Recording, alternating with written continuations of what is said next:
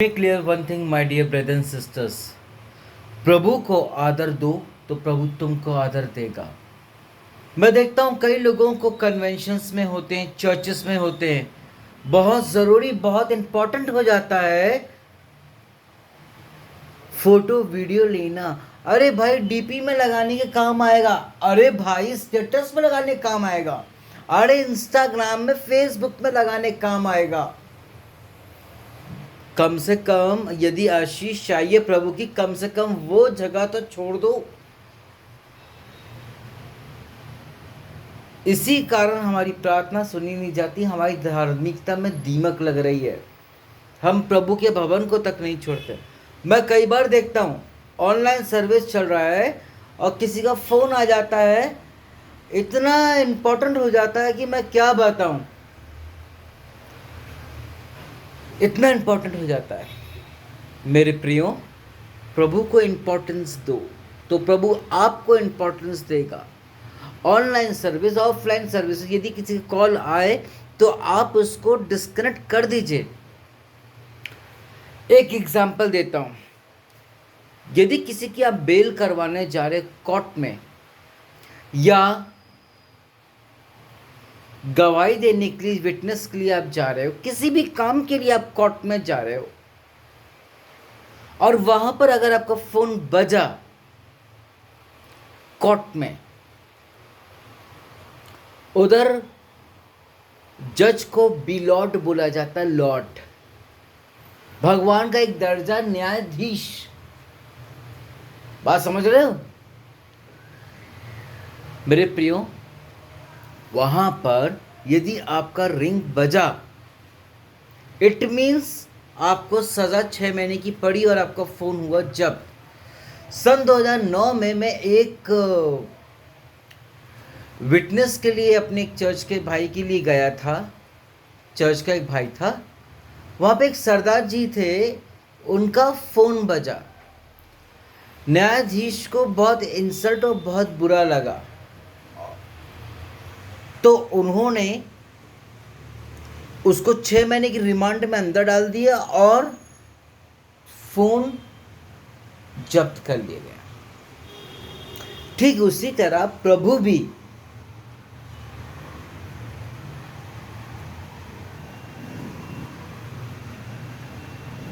हमारी ब्लेसिंग्स को, प्रार्थनाओं को रिमांड में डाल देगा। मतलब वो आपकी प्रार्थनाओं को लेट सुने या ना सुने, उसका जवाब नहीं मिले, या दुख मुसीबत और परेशानी आए उसमें वो अपने कान बंद कर लें। What that time what you will do? वो बीती बातें भूल गए जब ऑनलाइन सर्विस हो रही थी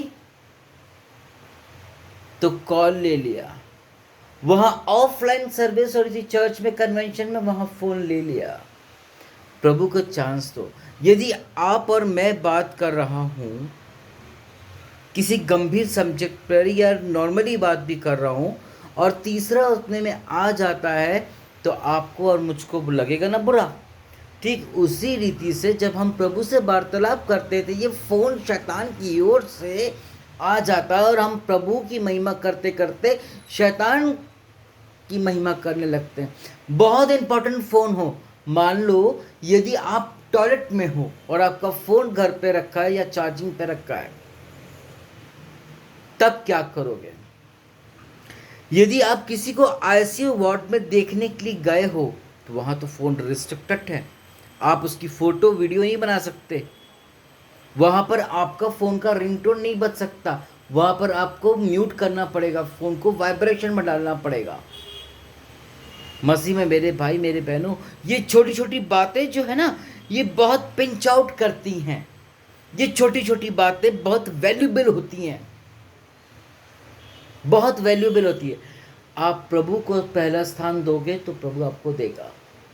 मेरे प्रियो, वहाँ तो न्यायाधीश ने उस सरदार जी के फ़ोन को जब्त कर लिया और 6 महीने की रिमांड में उसको डाल दिया। Hallelujah.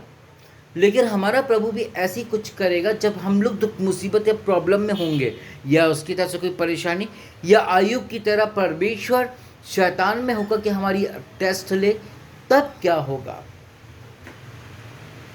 That time what you will do.